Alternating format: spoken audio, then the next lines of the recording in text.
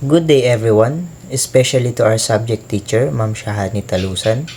I'm EJ Baya, I'm the reporter. So this is my topic. First, we have price ups. Many consumers believe Amazon offers near lowest price on most goods. But this is inaccurate. It aggressively prices best-selling items while charging more for others, with one study showing Jet.com was 27% cheaper. Intense industry competition makes price perception vital. Aggregator comparison sites boost visibility and consumer split spending based on perceived value. Amazon's success lies in shaping the perception that it is the cheapest overall, which the help it captive nearly half of the US e-commerce market share. So, sa price of po, dito po natin malalaman na uh, sa definition po natin is yung example po natin pala rather na yung Amazon is ang akala natin sa Amazon is pinakasikat na app po siya. Isa siyang online selling app, especially sa ibang bansa, sa US po. So, best example natin yung Amazon, which nagbebenta sila ng mga product doon. So, ang karamihan sa tao is akala nila Amazon ang may pinakamurang mga product na mabibili. So, yun yung alam ng mga e-commerce doon sa US, kasi Amazon is para po siyang factory. Kumbaga siya yung producer ng mga product usually. So lahat ng mga company is doon sila nagpapa-help kay Amazon para ma-distribute yung mga product nila. So with the help of Amazon is nadi-distribute nila ng successfully mga product throughout their country and worldwide po. So Amazon is like a instrument sa pagbebenta. So isa siya sa pinaka sikat ngayon, like isa sa pinaka advanced na ginagawa o ginagamit na platform to distribute the product properly. So dito yung mga taga US usually is majority sa mga US e-commerce means po is sila yung mga nagbebenta online, so through advertisement. So ang akala po ng mga tao ang Amazon ang may pinakamurang prices. So hindi nila alam na may isang study showing that Jet.com is isa rin po siyang selling platform, business platform. So business online platform rather.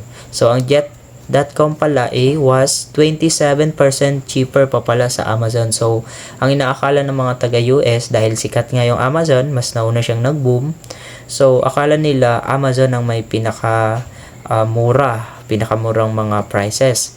But may isang study na si Jet.com pa pala ang may mas mura pa pala sa kay Amazon. So doon na papasok yung price of. Kumbaga, ginagamit ni Amazon yung kasikatan ng platform niya para ipalaganap. Kumbaga, naglalay siya, hindi niya sinasabi ang totoo na sinasabi niya sa mga like advertisement niya, siya ang pinakamura, pero hindi po totoo yun. May mas mura pa sa kanyang platform, but doon na papasok yung price of, which means ginagamit niya yung successful ng kanyang platform para malito yung mga tao. So ang mga tao naman kasi kapag sikat yung isang platform, syempre hindi sila tumitingin sa value. Doon sila hindi sila tumitingin sa price rather. Doon minsan kasi yung mga tao is tinitingnan nila yung perceived value mismo, yung value mismo ng product na makukuha nila sa platform na yun. Okay, so yun yung price off na tinatawag natin. So yung price off is hindi mo sinasabi yung totoo na price kasi may mas cheaper pa na price sa'yo. So dahil ikaw ang sikat, so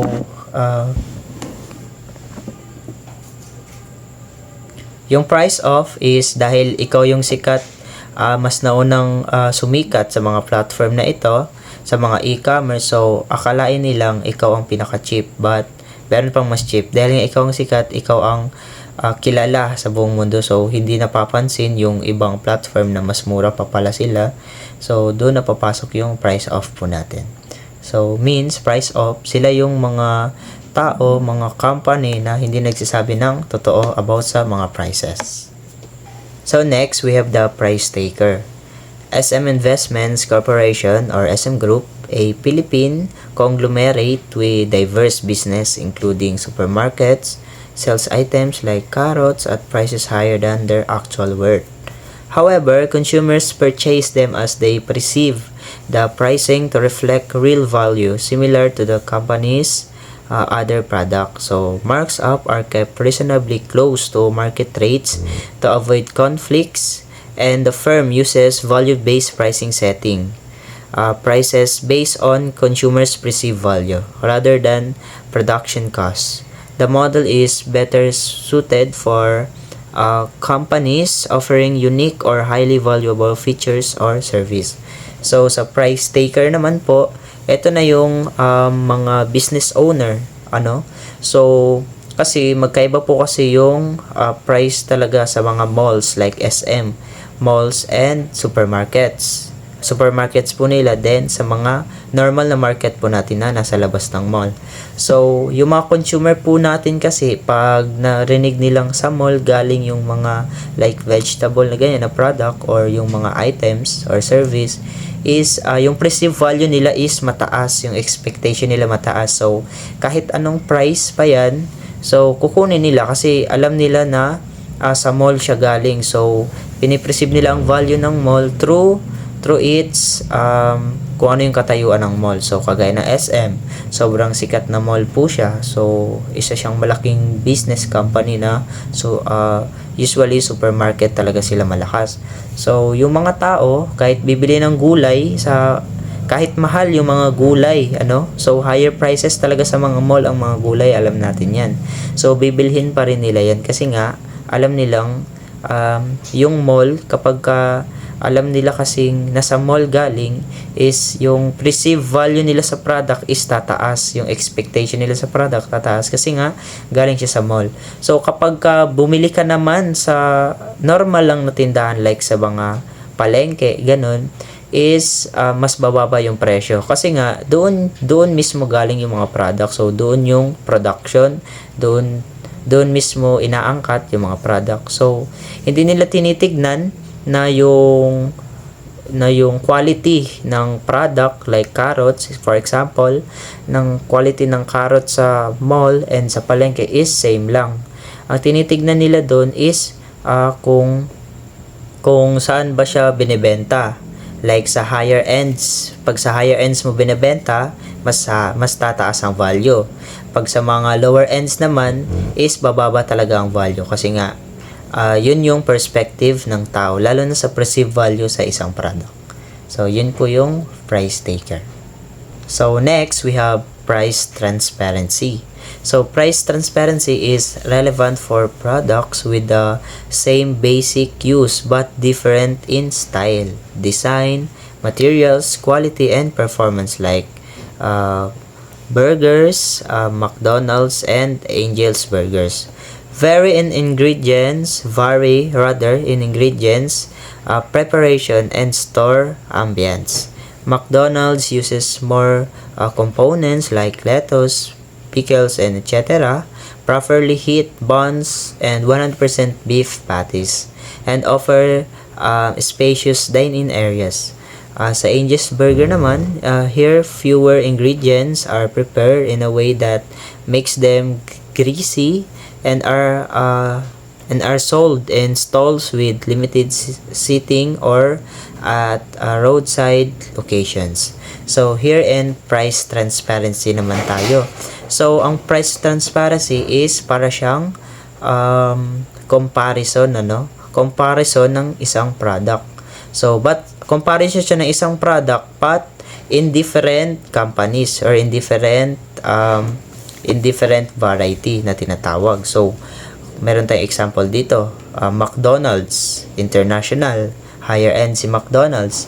And ang mga lower ends naman natin is si Angel's Burger. Local po siya here in Philippines. So, parang i-compare natin yung burgers ng McDonald's sa Angel's Burger. So, malaki talaga ang pinagkaiba. Lalo sa price, sa taste, sa procedures, and sa ingredients. Unlike sa Angel's Burger na mas mababa yung costing, mas mababa yung price, selling, but mababa rin yung quality niya. Kasi nga, local lang siya. So, para siya sa lahat, like affordable masyado. Unlike kay McDonald's, although affordable siya, but mas mataas lang yung price niya dahil sa brand pa lang, international na. And yung ingredients nila, nagdadagdag sila ng other components like lettuce, pickles, tapos yung mga beef nila is 100%. So, parang tinataasan nila yung product quality, ginagalingan nila. So, para yung perceived value ng tao is mas tumaas yung expectation nila kay McDonald's kaysa kay Angel's Burger. So, si McDonald's, higher end siya na business, and si Angel's Burger naman is lower ends lang siya. So, yun yung price transparency na tinatawag natin. So, yung tao, yung perspective nila is depende na lang sa hindi sila tumitingin sa perceived price. Minsan, may mga taong tumitingin sa quality, sa taste talaga, lalo na pag sa food industry. So, pag si McDonald's is masarap dahil sa maraming components, so, mas tatangklikin siya ng tao. But, hindi siya ganun ka-affordable. Unlike kay Angel's Burger, kulang siya ng components. Hindi sa masabing kulang, like konti lang yung ingredients, yung components niya. But, affordable, and yung lasa niya is okay na siya and patok na sa iilan ng mga local residents and local consumers. So, yun po yung sa price transparency po natin. And next, meron tayong pricing optimization software. So, in using pricing optimization software, one of the companies that also use pricing optimization is isa siyang merged company, which is the Maret and Francois Gerbod. Isa siyang French branch ng mga bags and mga pitaka. Yun. So, international apparel rather, wallets and bags brand. Last month, they offer to buy one take two to all items here. But they are doing it every year since every month, the year is holiday, season day, thought of how they will optimize the prices of their products while implying their inventory and having a great revenue by gathering information, considering the season, customer demand, and the supply that they have.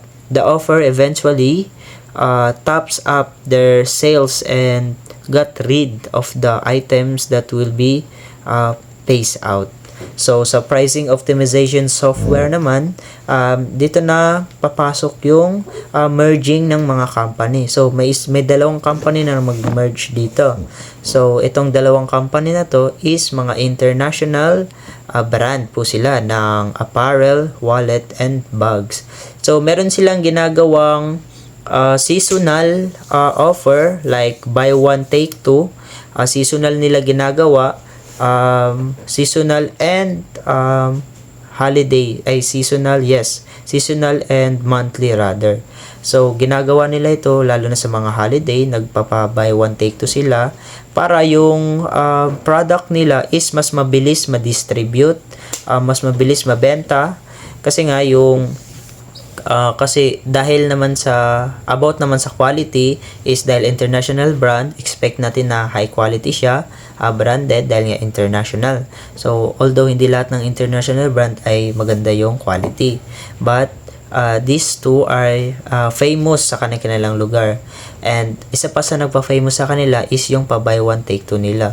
So ang pricing optimization doon is yung nagbibigay sila ng offer, nagbibigay sila ng discount, nagbibigay sila ng parang bonuses, lalo na sa mga off-season.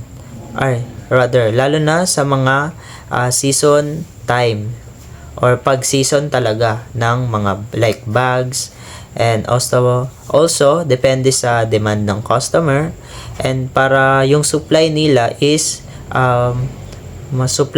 ma-rotate nila ng maayos, so yung revenue nila tataas, yung sales and yung profit. So yun yung pricing optimization software. And lastly, we have the price quality positioning matrix.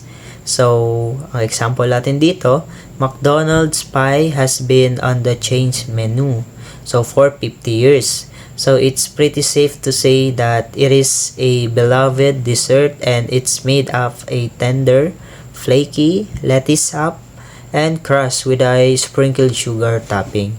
The average price of each pie cost 35 pesos. But when McDonald's released chocolate pie, it immediately increased up to 50 pesos. So, here's a price quality positioning matrix naman. So, may example tayo dito na si McDonald's, yung menu nila is 50 years na si apple pie. So, matagal na talaga si apple pie na dessert ng McDonald's. So, 50 years ago pa, nasa menu na talaga si apple pie. So, ang totoong costing niya kasi, ang price pala is 35 pesos rather. But, nung nag-release sila ng chocolate pie, immediately increase yung price cost nila to 50 pesos. So, bakit nga ba nangyayari? So, ano yung price quality positioning matrix doon? Ang price quality positioning matrix doon na ginagawa nila is dahil yung apple pie is luma na siya sa menu, or kumbaga nandyan na talaga siya sa menu, matagal na siyang so kilala ng mga tao, alam na ang lasa, so paborito na nila, so usually nila binibili. But pag ang isang company kasi maglalabas ng isa pang product, so lalo na sa chocolate pie na to, so mas higher costing kasi yung chocolate pie, and i-assume na natin na mas higher yung price niya. So, bakit pinapantay nila yung price sa bagong release? Syempre, para hindi mapag-iwanan yung bagong product nila. Kasi gusto nilang i-introduce yung bagong product. So, dahil nga si apple pie is matagal na, kilala na, so talagang pipiliin nila yun kasi mababa pa yung price. But, if the company wants to release a new product and gusto nilang i-introduce agad sa mga tao, ang gagawin nila, magsiset sila ng price depende sa costing. So pag mas mataas yung costing, mas mataas yung presyo. So pag mataas naman yung presyo doon sa naunang apple pie na kaysa dito sa chocolate pie na bagong release lang, so hindi nila may introduce ng maayos yung bagong product kapag mas mataas yung price, kasi nga mas gusto ng mga tao yung apple pie, bukod sa mababa na ang price is masarap pa and alam na nila yung quality. So ang gagawin ng company dito is parang ipapantay nila yung price para magkaroon ng choices yung mga tao. So doon na papasok na para kasi nga dahil same lang sila ng price, so pinantay nila yung price ng apple pie sa chocolate pie na bagong release. So doon magkakaroon ng choices yung tao. So anong bibilhin niya? Yung luma ba or yung bago? Syempre, usually ang ginagawa ng mga tao sa perceived value nila sa product is yung bago dahil alam na nga nila yung lasa ng apple pie. Syempre, gusto nila magtikim ng bagong flavor. So, yun yung technique dito sa price quality positioning matrix para mas ma-introduce nila ng mas mabilis, mas maayos, and hindi sila malakihan ng cost dito sa product nila, which is yung chocolate pie. So, yun yung isa sa mga perspective ko about it sa price quality positioning matrix. And that's all. I hope you learned something from this topic, from my topic. and thank you very much.